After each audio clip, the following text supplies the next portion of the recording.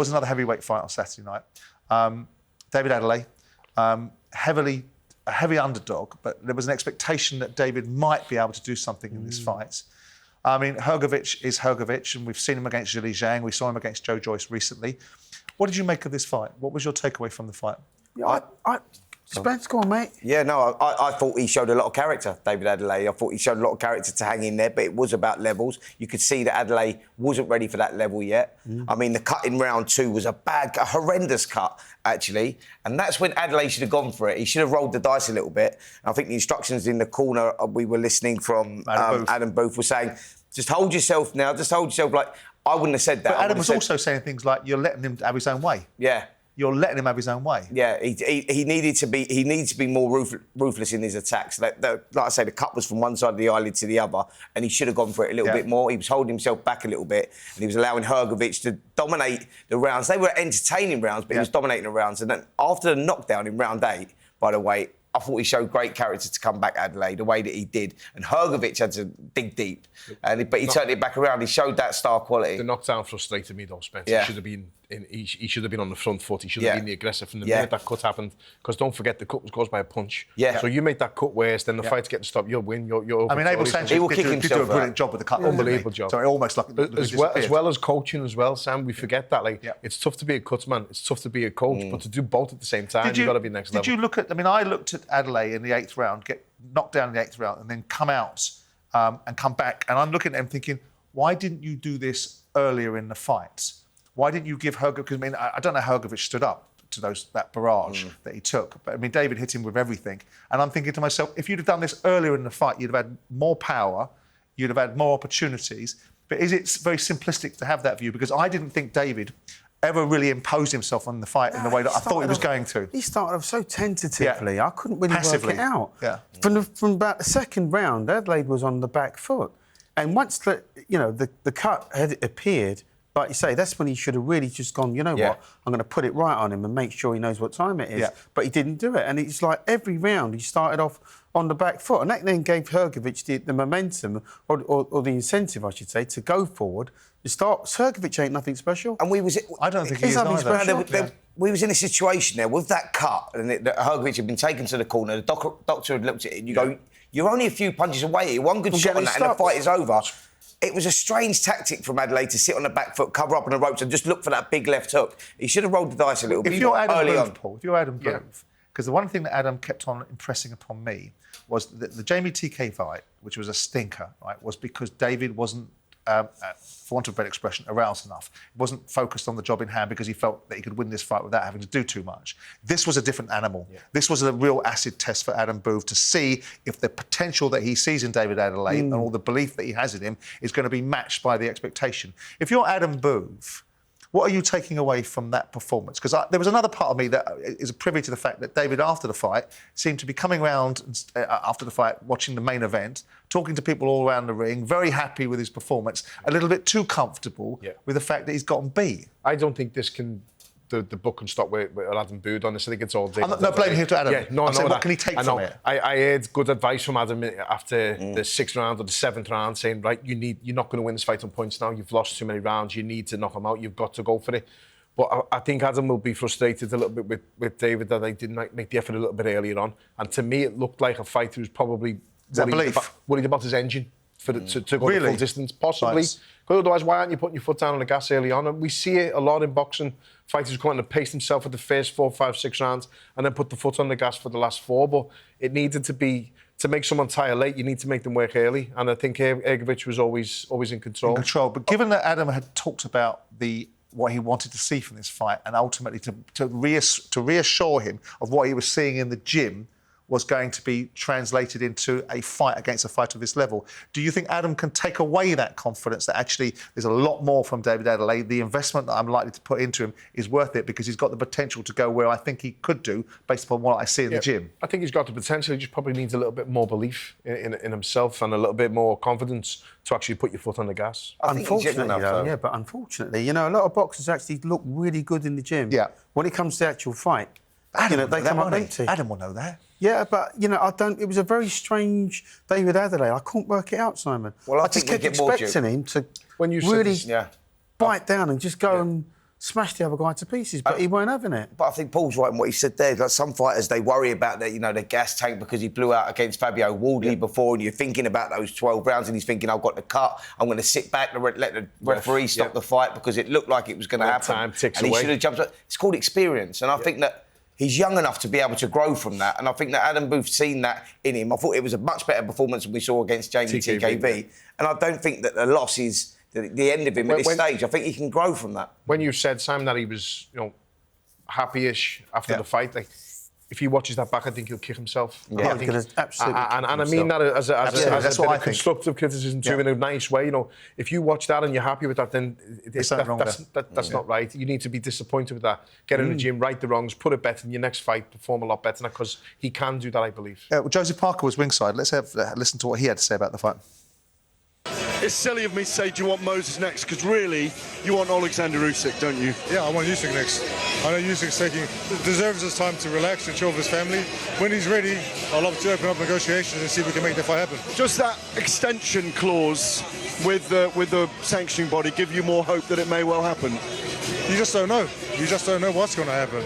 There's an extension to buy more time to on an injury, and hopefully, when he does decide to come back, then we can negotiate, and if we can make it happen, it'll be awesome. Listen, we love you, and you're all about you, and we want you to be a world champion again, and I think you will be. But just say a final word on what we've witnessed tonight in the 20-year-olds who may be the coming force eventually. Listen, he did a tremendous job. I'm just watching it now. I don't really see it properly, but he, power and precision, picking his shots. Just an explosive display tonight. Would you like to fight him as well? Anyone and everyone. I don't care who I fight. Right, if anyone deserves a world title shot, it's Joseph Parker, isn't it? Usyk talked last week about needing some more time to make a decision due to a back injury. What's going on here? I mean, can't he determine in principle that when I'm fit, I will take the challenge of Joseph Parker rather than need to have a time extension before he makes that decision? What's going on here? I don't think it's... I think it's more about deciding whether he wants to continue in a boxing ring as opposed to injuries that are preventing that, because he wants to keep hold of that WBO title. And he says, look, I'm undecided what I'm going to do right now. He's in that rest period, and he go, I don't want to let the WBO title go, just in case that is the next move. Joseph Parker, if he boxes again, really, the only name that he needs to box to clean up this whole era is Joseph Parker, right? He's undecided what he wants to do in his future. I think this is the problem with the four-belt era and the undisputed champions. You'll get one, but you won't keep one. And it's so difficult because all the other governing bodies have their number one challenges. And I'm all for four belts. I would have never got a world title fight if it wasn't for one belt, if it was only one belt. And I understand how it works.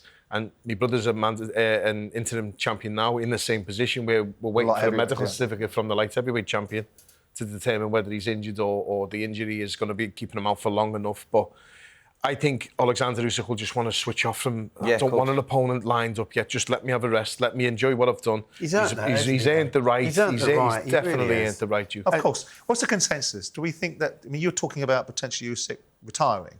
I mean, what's the consensus of opinion? Do you think he retires? Do you think he fights again? Do you think he fights Parker? What do you think happens here? It's a very difficult call because... Look, only he's going to know that, but I think that there's potential talks of him and Jake Paul going into an MMA fight, and that's just, I know, but I'm saying purely for money.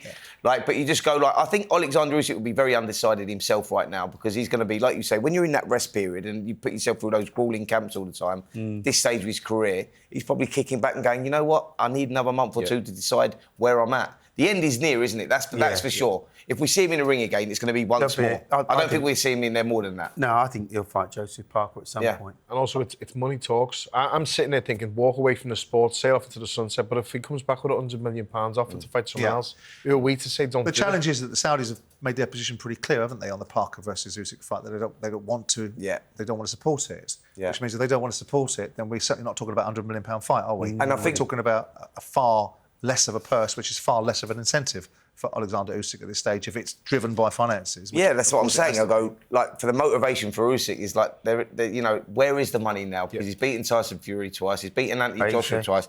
So you need another dance partner to generate that sort of money. You're not going to get that. What's he going to get if he boxes Joseph Parker? Because commercially, globally, is that a sellable fight? That's where we're at with it. So you go like, the money might not be on the table that he wants, and that might be enough for him to. It depends where he is spiritually as well, doesn't it? I mean, I don't mean this to sound sort of pompous and pious.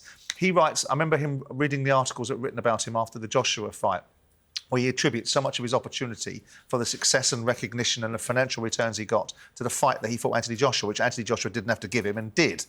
And so there's a school of thought which says if he's got that sort of nobility about him and recognisability, then he would give the same opportunity to Joseph Parker, wouldn't he? Yeah. Am I being a bit idealistic? Didn't he just do that with Daniel Dubois? Technically did that with Dubois, No, but Daniel Dubois was a legitimate world title holder. They were unifying the belts again. Yeah, I know. But it's also beat him relatively easy. Yeah. And that's what I felt when I seen him say, I will give you that. When Dubois jumped in the ring, and that little bit of, in my opinion, disrespect was there after Usyk had just won. He's gone, I'll give you a shot straight away because he's beat him easily. He's vacated But the he belt also had for something him. he wanted as well, didn't he? And then he got that belt back again, which made another record. I tell you who was saying something interesting, if you think that's what he said, was Tyson Fury. Let's have a listen to what he was saying about Moses Itauma. I keep getting asked about young Moses Itauma fighting Oleksandr Usyk and fighting other big names. And my opinion is not someone who don't know boxing. My opinion is someone who has been there and won every single belt, won everything there is to win in boxing, and done very well. Boxing is a young man's game. Like I told Vladimir Klitschko when he was 37, boxing's a young man's game and he waits for nobody. So here's the opinion, you've heard it here first. Moses Itauma will wreck all them old men out of the division. Usyk, AJ, Miller, whoever there is who's old, Zhang, whoever else there is, Luis Ortiz, all these big names of the past are all a spent force. And even the world champion now, if they took my belts and give them to Usyk, Moses will wreck him because he's a young man versus an old man. I don't know why Luis Ortiz is getting a mention. Isn't he retired? 67. Jarrell Miller. I mean, who's bringing him into the equation? Yeah. I mean, what do you make of that? I mean, is it just Tyson being mischievous? No, I think Because I think he's talking about sense. Usyk that way is a bit. No, but I think he's talking sense in many ways. He go like that. There is a new era coming, and Moses is that kid, right? And I go, yeah, but is Oleksandr Usyk? Hold on. Hold on. Usyk, Hear me out. Everybody else, yeah. No, Zhang, yeah, I get all that, but not Usyk. Yeah. No, but is Oleksandr Usyk honestly going to give Moses Itauma a shot?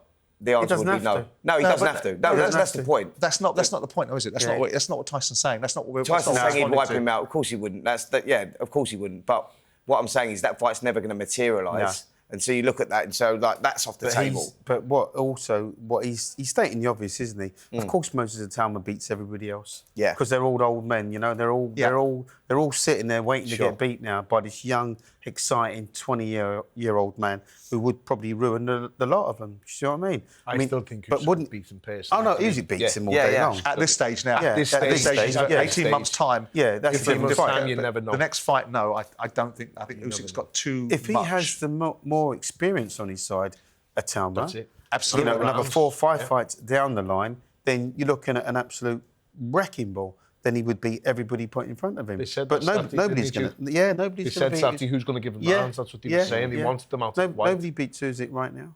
Do you think it's too early for Itauma to fight Parker? That's a good fight. It's a good fight. I think it's a good fight. You know, like you say, like you take Usyk out of this equation, you go like Itauma can mix it with any of them right now. I think he's proven that is because we're talking about the rounds. You go, they are the guys that are going to give him the rounds. That like Caballel, Parker. Yeah. There's no one else. Like I'd love to see him. I think Big Miller Dubois is another great name. Dubois. I think Big Miller or Andy Ruiz would definitely give him rounds as well. Yeah. Do we think, to close this section off, do we think that we see Moses Itauma as a world champion in 2026? 100%. Yeah. As soon as those belts become fragmented, he's gonna pick one of them up for sure. Depends on Usyk, I think. If he gives them up, then definitely we'll see a champion. Fantastic.